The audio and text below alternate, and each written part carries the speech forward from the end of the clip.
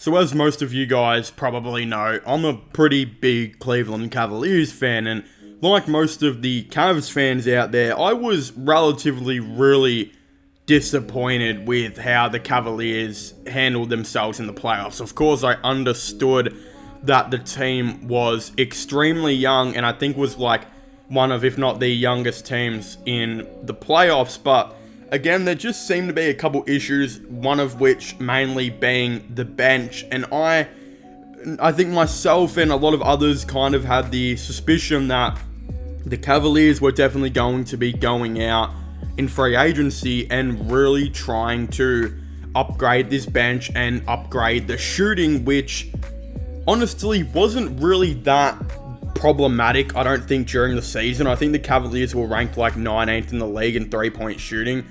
But when it came to the playoffs, our shooting wasn't exactly that great, and I think we definitely took the less threes by any team, especially in that playoffs. And the amount of times we shot threes throughout the season really just wasn't that great.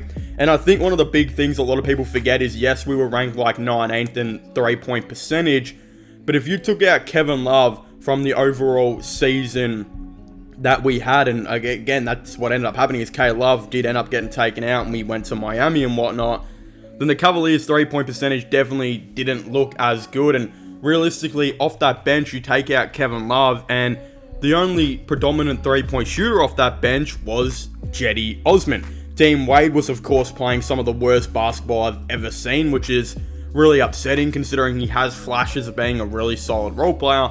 But the Cavaliers just had no shooting off that bench when it did come to, again, the playoffs. Not much scoring going around, and the role players weren't exactly that great. So that was definitely something the Cavaliers had to go about in fixing in free agency. And so far, they have done exactly that. I saw Kendrick Perkins and Richard Jefferson rank the Cavaliers having the second best free agency at the time of making this video, and I completely agree. And again, look, there might be some bias towards that, but if we actually take a look at a lot of the moves that the Cavaliers did, and we'll start off with, I think, the big one, which I've definitely fallen in love with a lot more as the time has gone on, and that is the Cleveland Cavaliers, of course, signing Max Strus to the team on a $16 million per year contract for 4 years. Now, I genuinely think this is a really good move. I know some people pointed out that he only averaged around 31% in the playoffs, which is definitely not good.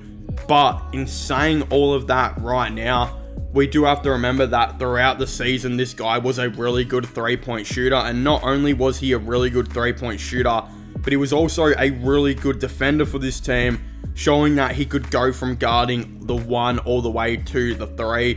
I thought he had an exceptionally good season, and it just made a lot of sense that the Cavaliers targeted a guy like this. Again, he shot 35% from three this year, averaging 11.5 points per game. But again, the season before that, he shot 41% from three, which is, I think, what the Cavaliers expect him to probably get back to doing. And again, what some people don't like to mention is in the play-in games, the 2 games he played, he averaged 17 points in those play-in games on 47% from three. This dude, most of the time, is a really good three-point shooter while also being an incredibly good defender. And we got to remember, yes, Jimmy Butler was overpowered in the playoffs, but he had a lot of really good role players to go with him to do this, and Max Strus was definitely one of them, alongside Gabe Vincent. So this makes a ton of sense that the Cavaliers decided to go out and get Strus. So I think this is actually a really good idea by them. Look, it's definitely not an overpay considering we're seeing dudes like Bruce Brown out here getting like $23 million per year contracts. It's just like, it was never going to be an overpay because there were going to be, I think, a couple other teams offering Strus $16 million a year. I just think he decided to go to the Cavaliers because we were definitely the best option for him. And again, it was probably better for him to do that than go into a rebuilding team or so that was probably in the market to offer a $16 million or close to that type contract. Again, a lot of free agents who are role players are getting really high deals this year just because there's not many stars around. Next thing, of course, the Cavaliers, again, did do is the sign and trade. So we did bring in Strus, but we also lost Jetty Osman, a second round pick, I believe, and Lamar Stevens to actually do this. Now, I think this is really not that big of a loss. Jetty Osman is a solid player, but Max Strus is a 10-time better defender, I think, than what Jetty Osman is. Not just that, I think they expect Strus to average the 35 to 40% from 3, where Jetty Osman can be an inconsistent 30% to 37%. It's really depending what night of Jetty Osman you are getting. And that's definitely an issue, and one of the reasons he was moved. Lamar Stevens obviously sucks to lose, but moving on from Stevens, again, you also do lose a wing defender, which isn't great, but I think you gain that somewhat in Strus. Obviously, I think he's probably... I'm not sure if he's a better defender than Stevens. I think they're both really good on the defensive end, but we obviously know Strus is going to put up like 6 points per game more while shooting an extra 30% better from 3. It's realistically a good move, and it's a move that helps you get to a championship. But yeah, losing Stevens hurts. He's like a heart and soul kind of guy of this team, so not really fun for that. But you know what? I still like the trade, and I think it makes sense to move on those 2 players. You also clear up a roster spot to sign someone else. Then, of course, the Cavaliers signed Caris LeVert to a 2-year, $32 million deal, $16 million a year. Again, I honestly thought we could have got him for cheaper, which is... the reason I say that is because there was a rumor he was going to take that home team discount. That's what the word around town was. Issue was, I think there were actually a lot of teams probably offering him $18 million a season, because again, how many teams are offering role players big contracts? That's probably what he was going to get. So he would either take $18 million with another team or take $9 million a season with us on the hometown discount. Probably wasn't fair to him. Probably wasn't going to work. I think the Cavs met in the middle and offered 16. A relatively good contract. It keeps him on like similar money to what he is now. He doesn't really go up and doesn't really go down.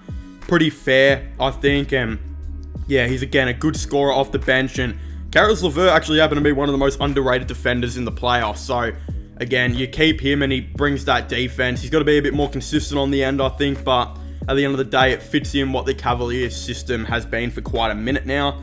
Then the other one, which I really liked, is of course Georgie Niang, or George Niang, who agreed on a 3-year, $26 million deal. So of course around, again, $8 million or so per season. This is going to be a really good move for the Cavaliers as well. I don't think they underestimated how big losing Kevin Love was going to be, not only for the leadership of this team, but the playoff experience and the 3-point shooting that Kevin Love added. Thing with George Niang is, I think that he can do all that Kevin Love can do. Will hopefully be that veteran leader that we know Kevin Love was. Hopefully be a playoff leader for us too. But I think George Niang overall is a better scorer than what Kevin Love is at the moment. I think he's gone underrated for quite a minute now. I've been a fan of George Niang for quite a minute. I mean, you can ask my mum. She happens to like Sixers games because of Harden, and every time I watch it, I'm only really watching for Niang. Low-key, really underrated player. Go give her an ask. And again, this dude is so underrated. He's like a 73, 74 overall on 2K or something like that. It's ridiculous. But he's a guy who's probably going to come in and average around 8 points per game next season, 9 points on around, hopefully, 40% from 3. Really, I think, get the 3-point shooting and add a lot of depth to this team as well. Keep in mind, Philadelphia, a team who finished higher than the Cavs, also, I think, offered him a similar contract, and he declined that and decided to re-sign, decided to sign with the Cavs, rather. So, again, that just shows that he's another dude who I genuinely think expects the Cavaliers to probably contend for a championship. If you're like, well, you know, we lost Jetty Osman, we lost Lamar Stevens. Well, you pretty much replace Lamar Stevens with Max Strus, who Max Strus is a 10 times better player, and you replace Jetty Osman with Georgie Niang, who's only going to be on $2 million more than what we were paying Osman. And then you think, hold on, Niang's probably going to shoot an extra 5 to 10% better from 3 than Jetty. Not just that, Georgie Niang will probably fit in the offense a little better. Again, his defense might be a little bit concerning, but I don't think you really care. I think the Cavaliers expect Bickerstaff to make some changes to implement these type of dudes in the offense, and I think it just makes so much sense that the Cavaliers, of course, went out and did this. But again, there's more that I will be talking about in another video. Stay tuned for that. If you haven't already, please make sure to leave a like and subscribe to the channel. Comment your thoughts and opinions down below. Do you guys think the Cleveland Cavaliers have had a really good offseason so far? Are you guys liking the signings? What would I give it so far? I'd probably give it a B+.